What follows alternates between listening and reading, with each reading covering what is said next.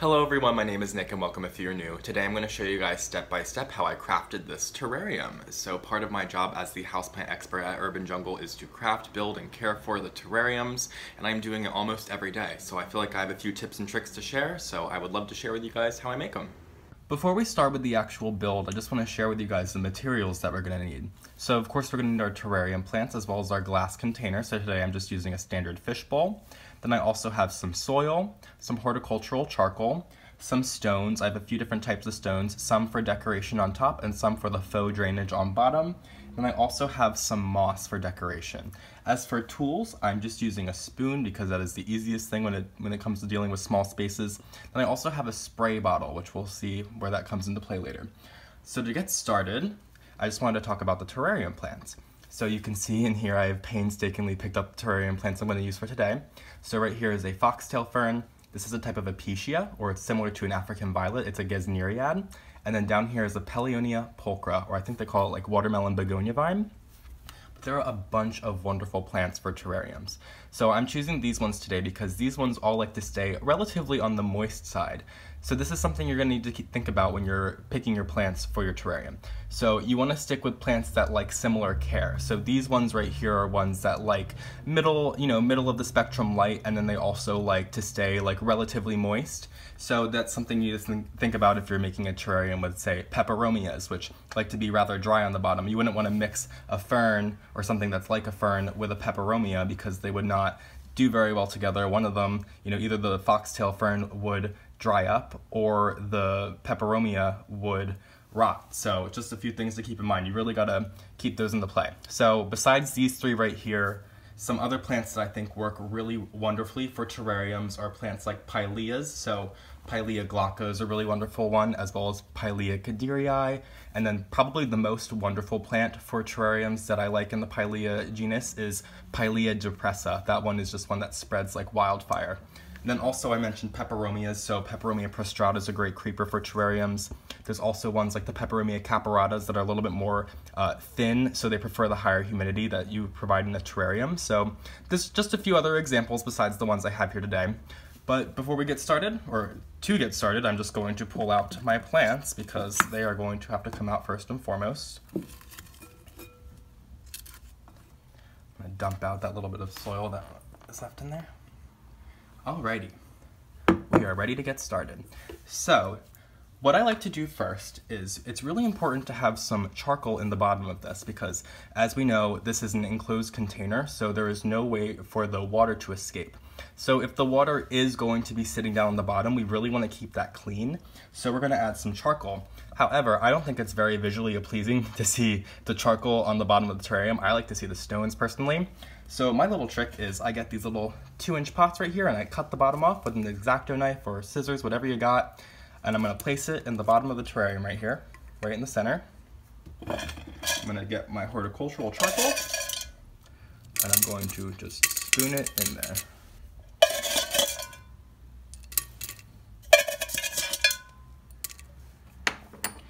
Alrighty, I see a little piece fell, so I'm going to move that. There's going to be a lot of this today, a lot of my hands, as you can see. So, we have the charcoal in the center right there, so I'm just going to move it, position it. And the charcoal ain't going anywhere, so what I'm going to do is I'm going to fill in around the charcoal with some gravel. Now, I personally like to use a finer gravel, as you can see right here. I find that it's a lot harder for the dirt to travel down to the bottom and just looks much more visually pleasing if I use finer gravel rather than, coarser gravel. So I'm just going to fill up the gravel down here. Might take a moment since I am using a spoon, so I will catch up with you guys in just a moment. Alrighty, I finished laying my stones, so I'm going to pull out the little separator so that the charcoal is now in the center, the stones are around it, and I'm just going to kind of spread the stones out a little bit so it kind of rides up the sides so that you see a little bit more of it, but there isn't, too much stones going down the bottom. I think this is like a little trick just to, keep as little stones on the bottom as possible because I really just don't. I think more soil is better than stones. If I could omit the stones, I would, but I think it just doesn't look nearly as good if you don't have any stones in the bottom. So now we're going to start adding some soil. So I'm just using my standard mix that I use for all of my houseplants, which is just a standard soil mixture with all-purpose soil and perlite with a little bit of bark and charcoal added. This is probably a bit much perlite for using terrariums, but this is the soil that I just keep on hand, so it's what I'm using today. I don't typically make terrariums at home. I'm typically making them at work, so I usually don't have standard terrarium soil. But if I was making a terrarium at work, I would use regular soil with a little bit of perlite and a little bit of charcoal added. I'd probably omit the bark and not have as much perlite, just for, you know, visual effect, because terrariums are really all about just wowing people and showing off a little world inside of glass. So I just think that's the most wonderful thing about them. Alrighty, so now that we have our soil down, I'm gonna show you guys that I have about 1.5 inches of soil, as you can see where the stones start. Sorry, I can't tip it up all the way, but I think you guys can get an idea of what I'm trying to show you. Alrighty, so we're gonna start with the plants. The plants that I have, I chose them specifically because I have this right here. This Apicia is going to, it's both going to be like an upright plant, but it's also going to trail a little bit. The foxtail fern is going to be my focal piece with the way it's going to grow upright and out of the container, while this Paulownia pulchra is going to creep around the container and just kind of creep all around the sides and give us more of that like spiller aspect that you would look for in like a window box. You'll also notice that I'm using 3 plants today. I think things work a lot better in terrariums when you work in odd numbers. I think this is, you know, kind of a rule of thumb that a lot of people have within decoration, but I just think using 3 plants or 5 plants or 1 plant in a terrarium looks much better than 2 or 4. I just think it looks much more unintentional, which I think is the point of terrariums, to make them look very free form and just natural. So we're gonna start by just removing the plant from the pots, and I'm going to remove some of the soil from them so that I can nestle them into the terrarium glass much easier. So I'm just removing as much soil as possible, so it's just easier to get the plants inside of there. And with this Paulownia, I can't decide right off the top of my head right now, but I could separate it into a few different pieces, but I think I like the way this looks as a nice clump, so I think I am just going to keep it as one. So I'm just going to be a little bit more gentle with that so that I can keep the integrity of the plant and keep it in the shape and form that I have right now. So I personally think it's a little bit easier to start with the plants that are going to be lower to the ground. So this Paulownia is going to be the lowest to the ground in this case, so I'm going to start with that. I just think it's easier. If I added this foxtail fern in there, it's going to be much upright, and I'm going to be bumping into it a lot with my hands, so just something to keep in mind. So I'm going to take my spoon, my tool of choice, and I'm going to just dig a little hole for me to plant this Paulownia in. When we're planting in terrariums, it's a little bit different than when I'm working with a planter. I tend to kind of just shove things in there rather than plant them all nice and easy. I just kind of get them in there, I push them into place, I shove some soil around it, and I let them be. This is fine in my opinion, because when it's with terrariums, I mean, I'm getting it in there and I'm packing the soil around it, but I'm just not being too aggressive.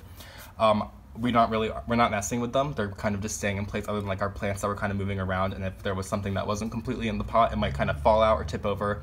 It ain't the case with terrarium, since we're really just gonna leave them be after we're done messing with it, and it's okay if they're kind of rocking around while we are building the terrarium. So next, I have my Paulownia in here, so next I'm gonna add my Apicia, since that is the second highest thing, and I just, like I said, I don't wanna be bumping into everything.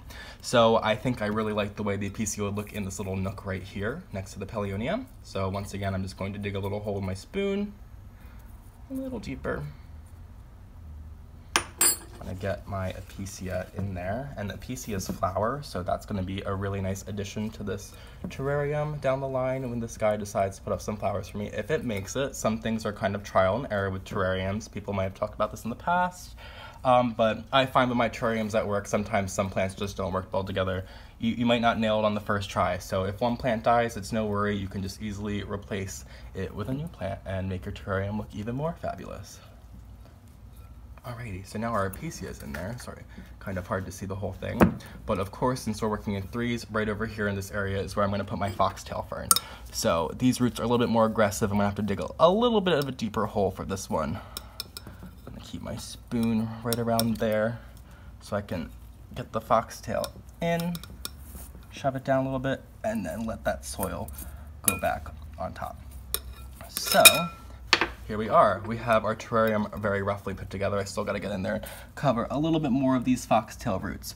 So this is just the first part of putting our terrarium together. So it's half the fun is putting the terrarium together, and then the other half of the fun is decorating the terrarium. So now we're going to look into that. But before we do that, I'm going to want to clean off some of the soil from around the sides of the terrarium.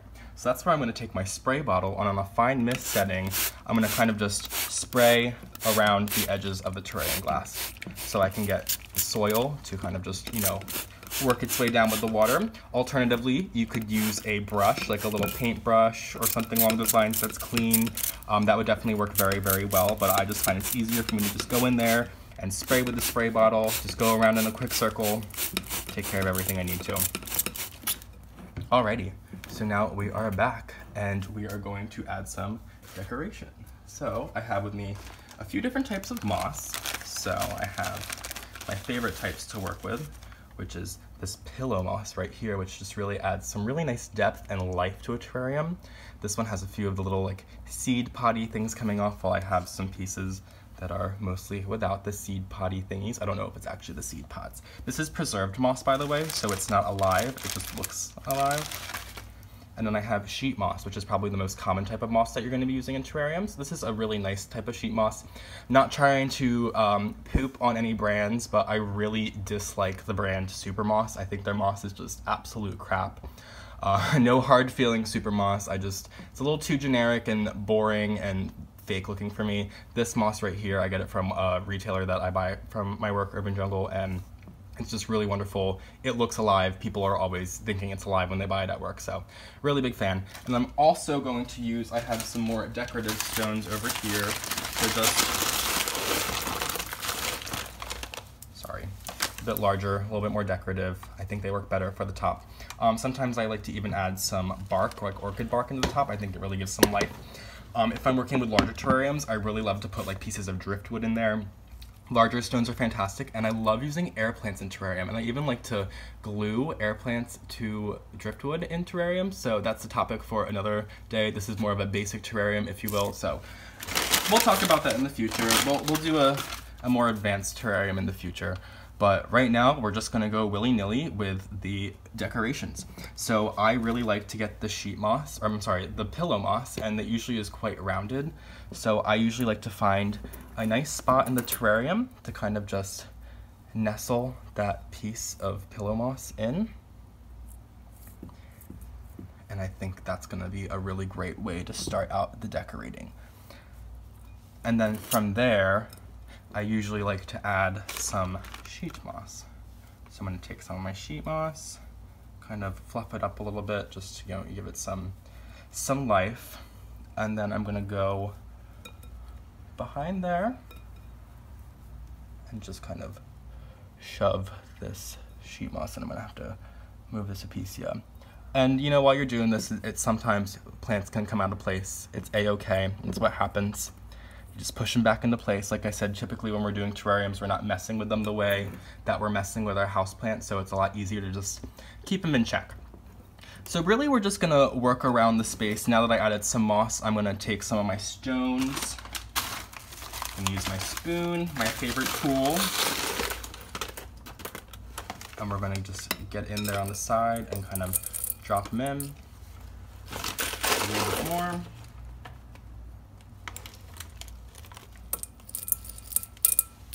And you can get as creative or be as plain as you want with this. I just like to go a little bit of the extra mile. I personally do not like seeing any soil in my terrariums when I am building them, so it's a really big deal to me that I cover all of that soil, especially because I'm usually using some soil that's amended, so you can see the perlite in there because it's just better for the plant. So I want to really cover it up and make it all look like this front corner right over here.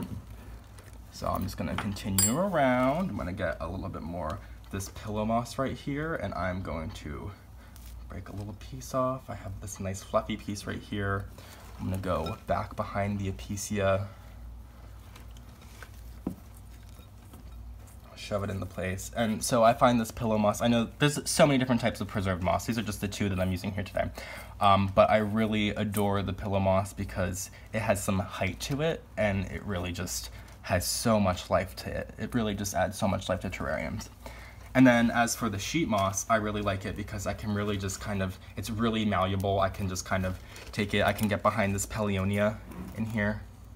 There's already dirt all over my floor, as you guys can see. But I can kind of just like bend back this Paulownia and just kind of like shove the sheet moss in, and it's just gonna look amazing. Yeah, so we're almost all the way around. I'm going to do some stones right here next to the sheet moss.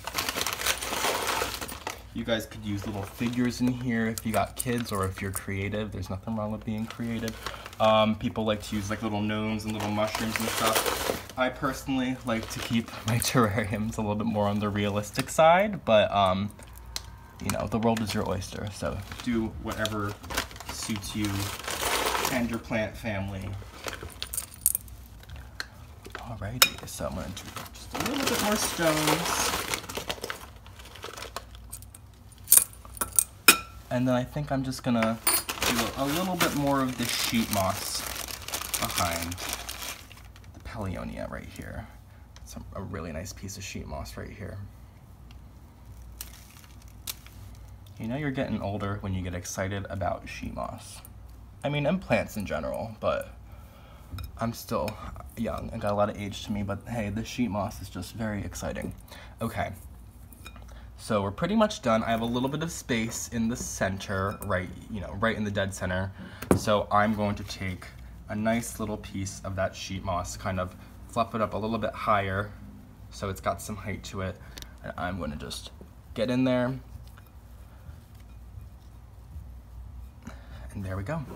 Alrighty, so this is our complete terrarium. I'll definitely get you guys some better shots at this after we're done filming, but I just want to talk for another moment about it. So as you see, we just started with doing the charcoal on the bottom, followed by the stones. I filled it up with soil. We put the plants in, and then after we put the plants in, we just decorated it to the nines. I think decorating your terrariums is the most important part. I feel like, I mean, I have a lot of people come in to build terrariums at work, and like I said, I really don't want to sound condescending, but like, I'm like, oh, show me a picture of your terrarium, and there's just so much dirt space typically. And, you know, to each their own, but this is just like the most appealing way for terrariums to look for me. Like, full of moss, have some stones. If there was some orchid bark or some air plants in here, that would be like going to the extra mile. But I just really love making terrariums. I do it at my work, at my job, at Urban Jungle, and it's just such a joy. It's so relaxing. So I just really wanted to share with you guys how I make terrariums. Our terrarium is all finished, and just to recap, I have a foxtail fern, an apicia, and a Paulownia pulchra. I'm going to place this terrarium in a medium to low light area, and I'm going to water it roughly every 7 to 10 days with the spray bottle, and I'm only going to water it when I check the color of the soil. So when the soil is wet, it's going to be dark brown, and when it dries out, it's going to turn light brown. So I want to make sure that the soil is light brown before I go ahead and water it with the spray bottle. I'm going to give it a light watering with the spray bottle because I don't want excess water to drip down to the bottom since there is no drainage, but we do have that charcoal down there to help us out if any does get down there. Thank you guys so much for watching my video today on how I crafted this terrarium. I hope you learned something new or at least inspired to build a terrarium of your own or to give to a friend or a loved one. In fact, I would say terrariums are definitely a wonderful way to get your friends or loved ones into plants if they are not already and you need some more plant friends in your life. Thanks again for watching. If you don't already, follow me on Instagram at phillyfoliage, and I will see you guys in my next video. Bye!